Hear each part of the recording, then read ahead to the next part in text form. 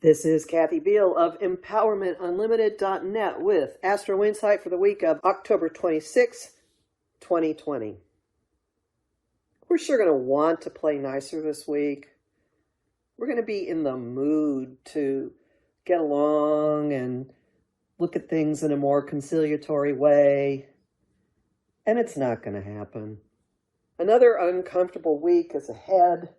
Another week of hitting up against immovable obstacles and hard truths and arguing about institutions and power in our personal lives as well as out in the collective.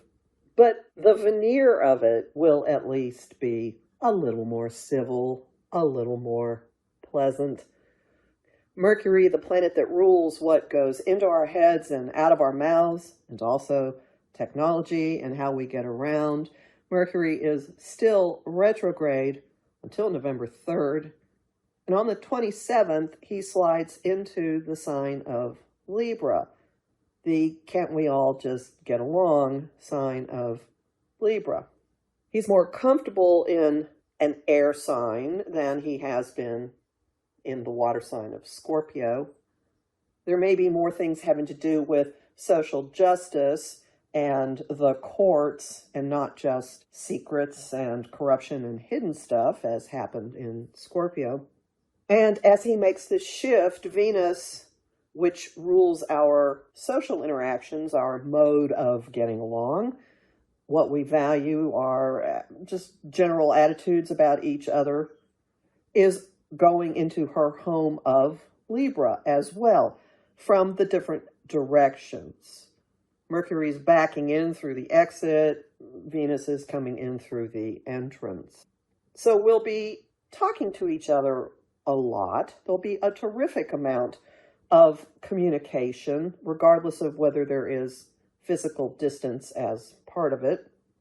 Probably a lot of talk about women and values in the midst of all this as well, but it's not comfortable.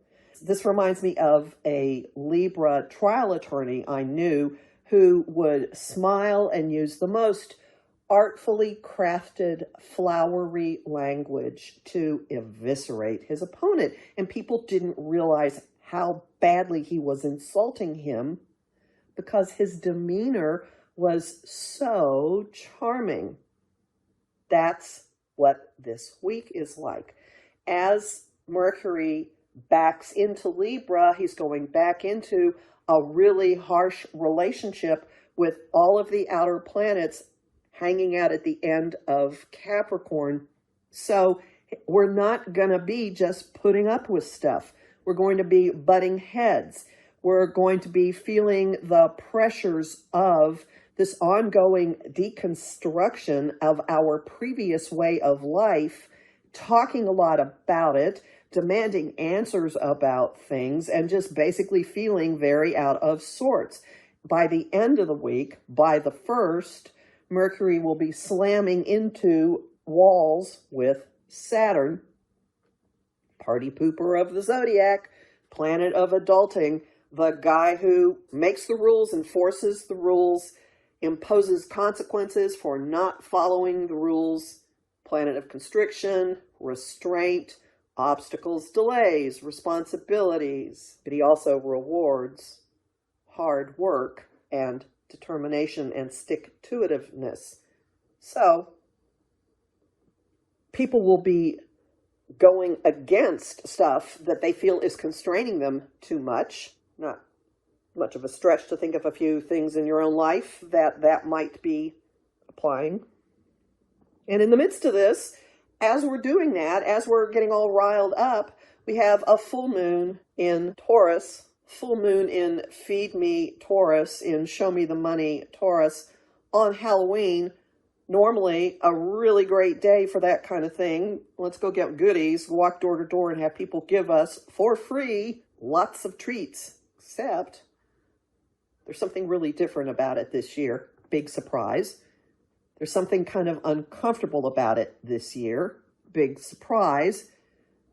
The moon is traveling with the electrical destabilizing influence of Uranus.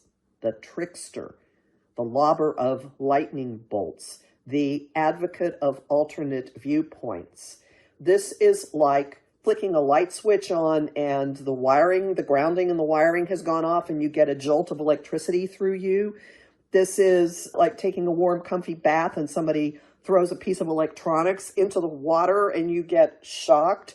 This is taking a bite of something and having it not be what you expected. It will be surprising, could be unpleasant, could put you off it, could blow your concept of what is possible, such as, while I was still doing a food column, I was at the Fancy Food Show in New York and met up with a chocolate maker who had a truffle stuffed with, it's going to sound disgusting, a dark chocolate truffle stuffed with blue cheese. And I took a bite of it, and it was absolutely disorienting. I was having experiences in my taste buds that had never occurred simultaneously before. It was extremely odd.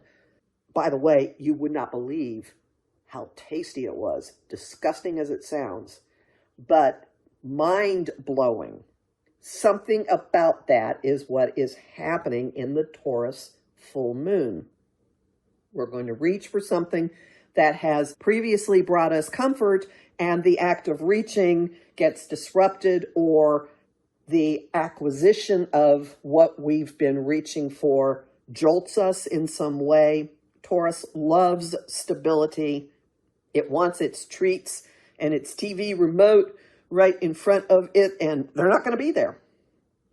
Something very destabilizing happening with this, which could possibly shake us to the point that we are much more communicative when Mercury hits that square to Saturn on Sunday the 1st. And there's a point of, you know what, I've just hit it. The Libra new moon in the middle of October invited us, pushed us to awareness of having the moment of something's got to give, like cannot keep doing this the same way. The full moon, which brings things to a head, jolts us in some way that says, we really meant it, let go of it, whatever it may be. So by Sunday, everybody is going to have the attitude of, you know what, ground rules really are completely out the window. I'm not going to keep quiet anymore.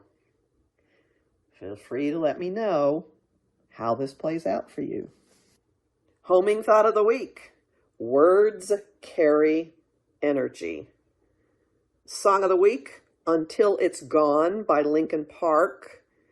And the image of the week is the shock that comes from static electricity. Only this one's a little bit much.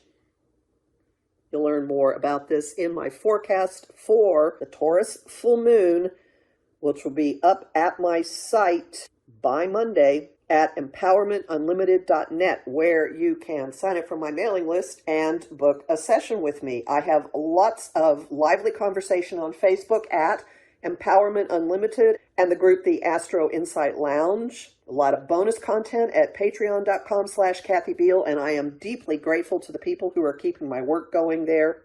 I post on Instagram at @KABiehl and on YouTube at The Professional Aquarian Channel. Talk to you next week.